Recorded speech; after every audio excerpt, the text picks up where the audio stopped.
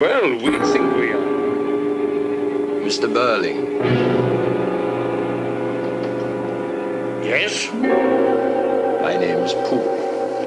Inspector Pooh. What's the meaning of this? There's a front door, you know. I wanted to talk to you, Mr. Birling. I thought I'd find you here. Very bright of you, I'm sure. People usually are in the dining room at dinner time. Oh, well, now you're here. Where's the warrant? Oh, there's no warrant, Mr. Birling. Oh, what is it, then? I'd like some information, if you don't mind. Well, you better sit down. Thank you.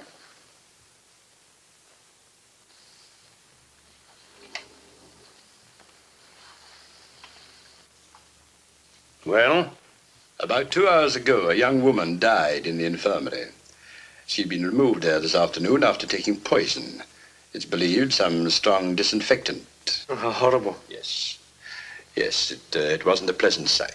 Suicide. Well, that, of course, we don't know yet, for certain. They did everything they could for her in the infirmary, but she died. Yes, yes. Horrible, horrible. But I don't understand why you've come here, Inspector. I've been round to the room she had, and she'd left there a letter and some sort of diary. Like a lot of these young women who get into various kinds of trouble, she'd used more than one name. But her original name, her real name, was Eva Smith. Eva Smith? Yes. Do you remember her, Mr. Birling? No. But I seem to remember having heard that name somewhere. Eva Smith. But it doesn't convey anything to me. I don't see where I come into this, Inspector.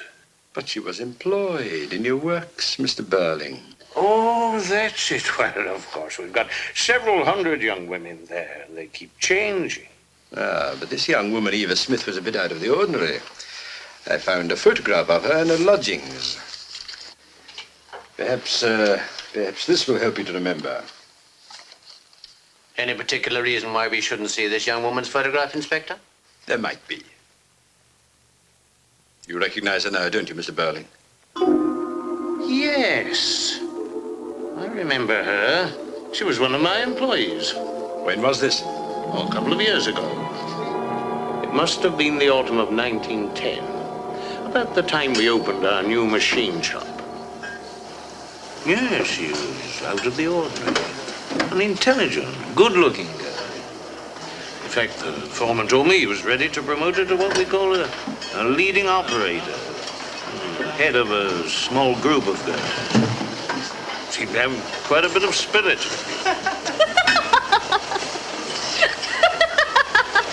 I didn't know then that she was a troublemaker.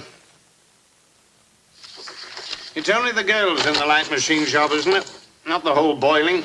Only the women, sir. How many of them are coming up? A deputation of 5, sir. Right, you better show them in. Right, sir.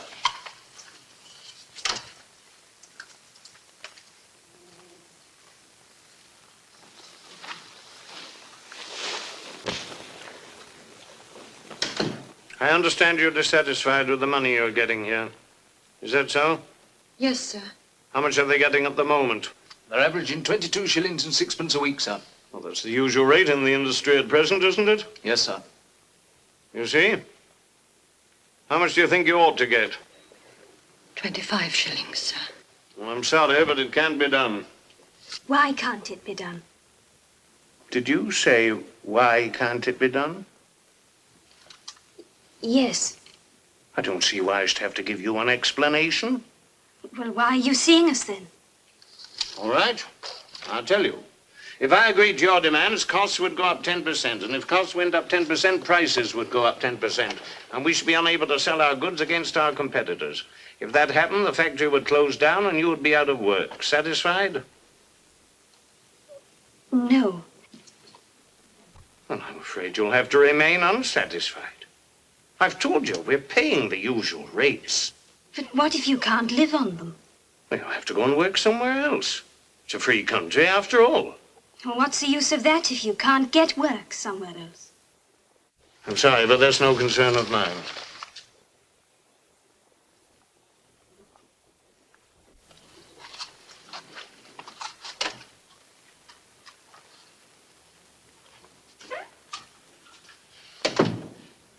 There'll be trouble, sir, I'm afraid. Oh, you mean they'll strike? I'm sure of it, sir. Just back from their holidays, aren't they? Yes, sir. Yes, well, it'll soon be over. They'll all be broke. As soon as they feel the pinch, they'll be crying to come back. You'll take 'em back, sir? Yes, at the old rates. All except the ringleaders, that girl, for instance. She had far too much to say for herself. Get rid of her. So Eva Smith, together with 4 or 5 others, was discharged. Is that why she killed herself? Don't be ridiculous, Eric. All this happened before you'd even started in the works. Nearly 2 years ago. It obviously had nothing to do with the wretched girl's suicide, eh, Inspector? I didn't say it was suicide.